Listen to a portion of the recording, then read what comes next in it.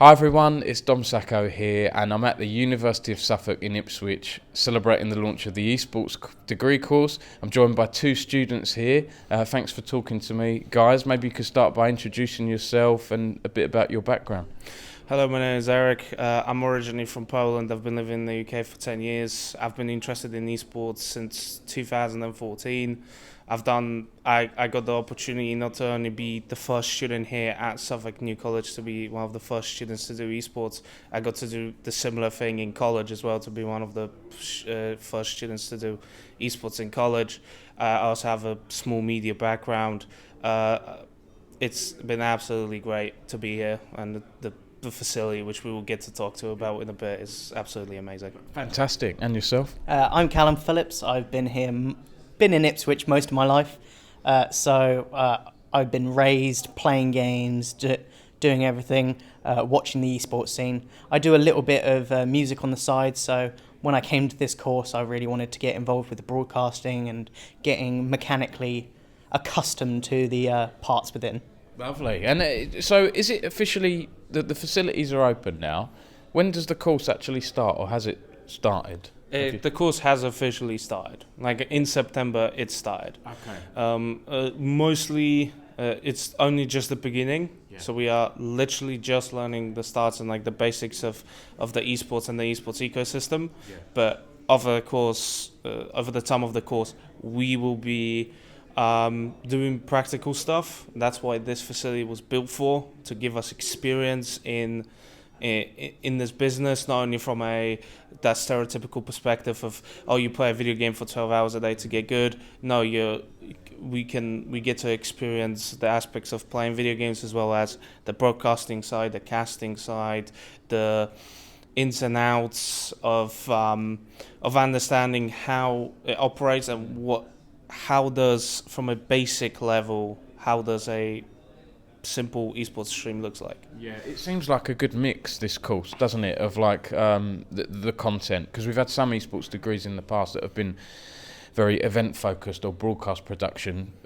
Charlie, I've known for years now, shout out to Charlie, he seems to have a really good background, and you know, it seems to be pretty versatile. What are your thoughts on the content so far, and we're 3 weeks in, so the first week we were more going along the introductions of what esports is and what sort of ecosystem that we all individually play in our own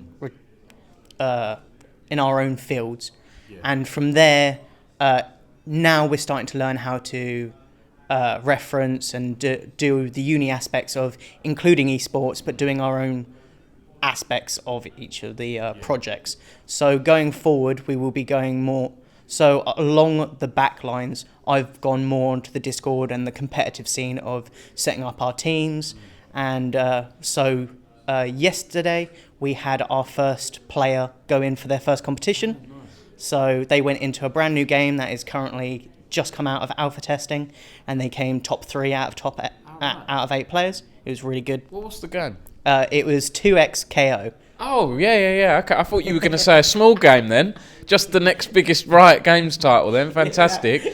Is that on the Suffolk Mariners then, so this new esports team? So are you going to have a good involvement with that? Yeah. With that? As I said, so I've set up all of the Discord. I've got all of the teams coming in. I've set it all up. So we have to go through the NCE, which is the university leagues. Yeah. So because of how small 2XKO is at the moment, they're a smaller affiliate side that is included within it. And then because of that, so we entered them on Monday, and then they were able to compete. Oh, that's great, isn't it? Are you looking forward to that involvement in the Suffolk? Absolutely. I personally signed up. I want to be part of the teams. I have competed for Suffolk New College rounds, and I want to keep on competing. And the fact that I get to compete for this uni as well is great. So I signed up for the Overwatch 2 team. Oh, nice.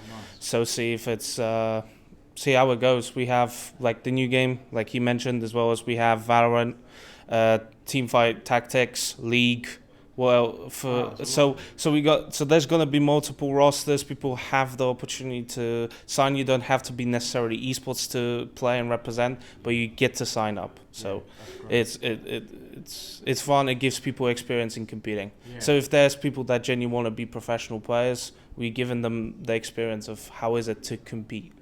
Which is a very, very, very valuable experience. I completely agree. Good luck to the Mariners, because it's, I'm about an hour from here on the East Coast. So, yeah, it's my local team in a way, my local student team. And so we're here in the facilities today. Like, it's very impressive, considering 3 months ago it was a building site pretty much. What are your thoughts on the facilities so far? Oh, the machinery around the computers are so high-tech.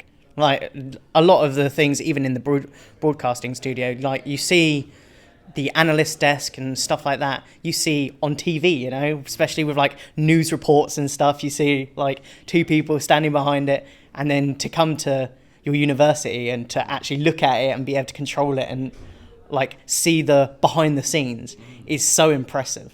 Yeah, I'm impressed. The fact that it's commercial equipment, like this is not like some sort of cheap stuff. No, this is cheap stuff like my iPhone on a tripod back there. Yeah, sometimes that's all you need. But like, this isn't like what I'm saying is commercial. That's what they use in the industry. So you get your hands-on experience on the equipment that you may potentially be working with full time. Even though the configuration here isn't an exact replica of let's say a Counter-Strike tournament, a Valorant tournament, Overwatch 2 tournament, when it comes to showcasting and broadcasting, you learn the same basics and you learn how this equipment works. And even if the equipment that is here is not the exact same, it doesn't mean that all the time you let it went to waste. Actually, you're actually ahead, because there's probably some people who don't know how the equipment works. And then you have the advantage of knowing it before, because you got to study it and you got to use it, which is pretty cool. The amazing thing, especially with this equipment, is specifically that it is already within the industry. And that was the one thing that Charlie, our lecturer, said coming into it, is this is equipment that he has already used for competitions out there. It is stuff that is already out there to be used and to be learnt from. Like, the software that we are specifically using going into our later projects is stuff that when we go out into further jobs down the line, we will be using and being able to take bits from each of the things and include it into one. I like to be positive and think glass half full. So you've got apparently 6 cohort numbers, 6 students. Now, doesn't that mean you get a lot of dedicated time with your lecturer? What are your thoughts on that? Yeah, like personally, like, my way of learning is I like to be very hands-on and be able to learn, like, directly with someone and have human contact. So I can't just, like, read through loads of stuff and get loads of information from it. I like to discuss and debate, and, like, personally, like, being able to be so direct with Charlie has, like, helped so much with taking the information in. You've got that instant access to someone who's done it for years, knows what he's doing. Yeah, you're talking. Do you know what I mean? You're talking to a professional. And the thing is, like, for someone who is recently coming into the scene, to be able to get something that is of a professional aspect, of someone that is so educated in his field, is so much more. You get so much more information from it directly. Yeah. What are your thoughts, Eryk? As well as the fact that Charlie is like also a gamer. Like, at the end of the day, all of us here have the gaming background. And the fact that we get to talk to somebody who is a lecturer, who is teaching us, the fact that he's a gamer, and the fact that we get to throw some of those gaming terms at him and he's like, yeah, I understand them completely, is great. The fact that he's been involved with Team Fortress 2, a game that is one of my first ever online experiences ever in my life when I was a kid. It's just a cool thing to talk to somebody who has been responsible part of the esport.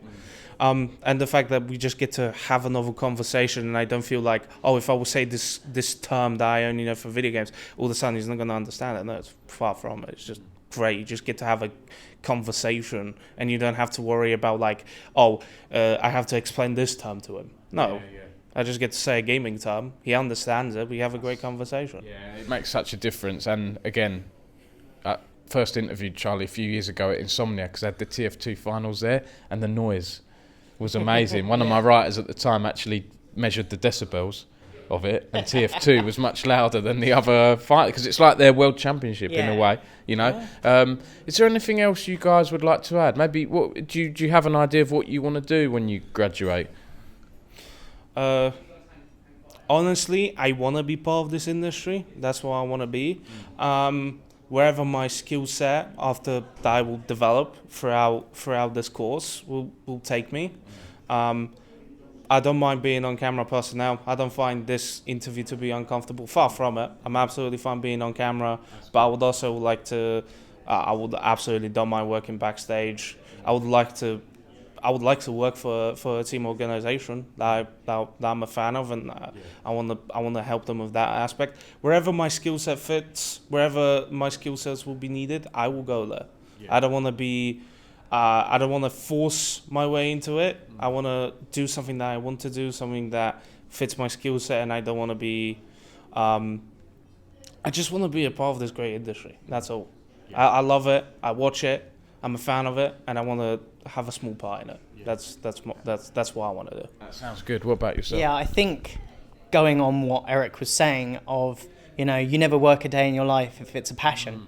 And that is like such a important thing, like especially for what I want to go into is like directly involvement with the players and the teams and like not necessarily coaching, but being able to be there in that environment and, help them with the broadcasting side, help them with things in game and out of game, and like help the mental fortitude of their players. And because the big thing about like this industry is how much it can affect mental, how much it can affect physical. Like people think just because esports isn't necessarily a sport, it is still so physically intensive. Like people get wrist injuries, they get shoulder injuries. I know many players that in their prime just fade out on injuries and stuff like that. I want to be involved directly with the player aspect of being able to talk through and connect with the players on what they need and what I can do to benefit the esports scenario altogether. Yeah, it sounds like you'd enjoy working in player management. You should talk to Afi. Do you know Afiran? She was the CS2 player manager at Vitality up until recently. They had such a good, and I don't think it's any coincidence that they had such a good run with her on the team. I've done a few TikToks and things with her. I'll have to send you a link to an interview. Hopefully, I'll be able to do some guest lectures and things. I've been bugging Charlie and Sarah. I've got all this experience in journalism and content to help with things like that and amazing. Interview techniques. Anything else you'd like to add, guys? It's been a great chat, a lot of insight. I would recommend people to applying. Esports is it's an industry that's new, it's growing, and it wants all type of people that you never thought like you needed through. If you have a medical background, esports will probably need you, like you said, with the players. If you have a media background, I have a small media background myself with doing 2 courses in college. They want you here. If you do want to be the best of the best and be a professional player, of course this industry is for you.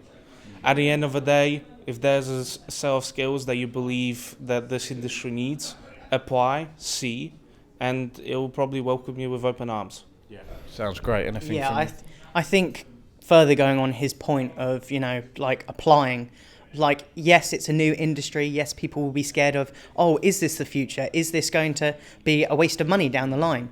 But the thing is, like, the reason why it is so good, it is upcoming and it helps people connect. And the whole thing around gaming and stuff like that, like that not necessarily other jobs have, is they don't connect you to the soul. And like, especially with gaming and stuff like that, it connects people and it allows you to grow further. Like many people out there, like, are really quiet and shy and they're not talkative. And then as soon as they're behind a keyboard or behind a screen, they open up so much more. They then involve themselves. A lot of the stuff with like teams and stuff, like you see voices that were so quiet, and then as soon as they get behind a screen, they're the shot caller of their team. They're leading. They become so much more like out extroverted and like actually like communicating so much more, and it just brings out so much of a character that was hidden. Yeah, I've seen that actually. A spot on British Esports have done studies and things around that at like I forget what the type of school is called now. I can't remember what it's called now, but they saw increased behaviour, increased attendance, increased concentration levels from students who had difficulties in the past, and some of the teachers were incredibly surprised at the reaction they see. A lot of the thing is like, you know, especially nowadays, like especially in the male population, is so much mental health is going around. So you see that suicide rates and stuff like that are so much higher, but like the people that actually communicate and actually talk and actually get through their problems, there's so much more of a nicer aspect of how you can communicate and stuff like that. You see people with like trading card games and stuff like that. They're so connective and bring out the shyest of people, but there is such a beautiful community behind it. It's lovely. I do Pokemon cards. So, I do Magic the Gathering. Nice. So It's similar. Anyway, I think this has been an amazing chat. And this is, I've already said if there's anything else to add, but if you do... No, but thank you for the interview. Thank you for the interview. No, thank you. Cheers, and thanks everyone for watching.